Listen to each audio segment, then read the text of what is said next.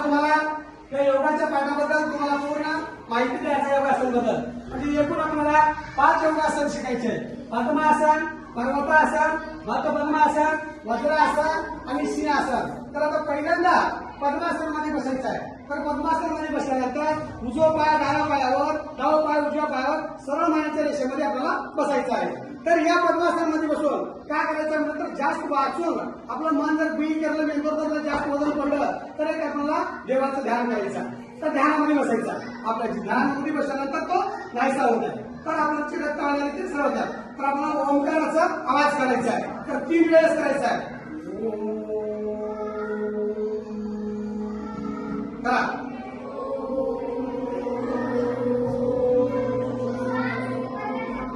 Second.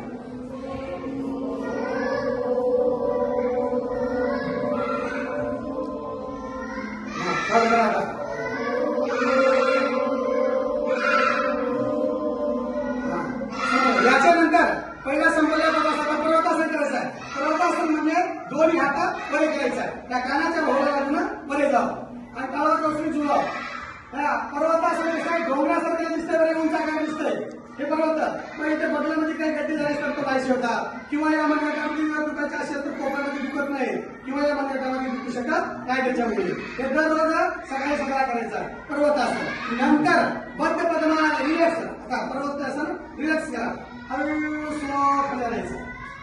त्याच्यानंतर आता बद्ध पद्मासन म्हणजे आपल्याला त्या कमरेच्या मागून उजवा हात उजव्या पायाच्या अंतरावर धरायचा, डावा हात डाव्या पायाच्या अंतरावर धरायचा आहे. ते बद्ध पद्मासन केल्यानंतर आपण जर दिवस मसालेदार पदार्थ खाऊन किंवा शेंगदाण्याची जास्त चटणी, तिळची चटणी काय असेल तसं खाल्ल्यानंतर पोटाची चटणी जर डबल होते बघा, तो नाहीशी होते. असल्यामुळे त्या बद्ध पद्मासनामुळे नाहीशी होते. ते चटणी मोठी झाली असेल तर त्याचं नाव आहे बद्ध पद्मासन.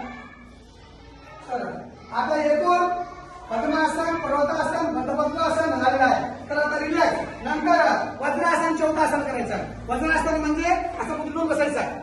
बघा सगळ्यांनी वज्रासन. 2 आसन ध्यानात्मक आसन आहे, पद्मासन आणि वज्रासन. केव्हा मी तुम्हाला क्वेश्चन येतोय. 2 ध्यानात्मक आसन 2 कोणते, म्हणजे की पद्मासन आणि वज्रासन हे ध्यान करायचे आसन आहे. याच्यामध्ये हे 84 आसनापैकी वज्रासन एक आसन आहे. तर हे जेवल्यानंतर मी करायचं आहे हे वज्रासन. त्याच्यामध्ये देवाचं नाम चिंतन करायचं आहे. ओम नमः शिवाय, ओम नमः शिवाय, ओम नमः शिवाय, ओम नमः शिवाय, हर हर बोले नमः शिवाय, हर हर बोले नमः शिवाय.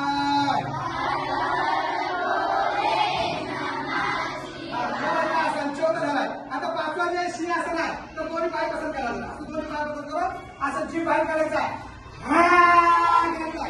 करा 3 वेळेस करा.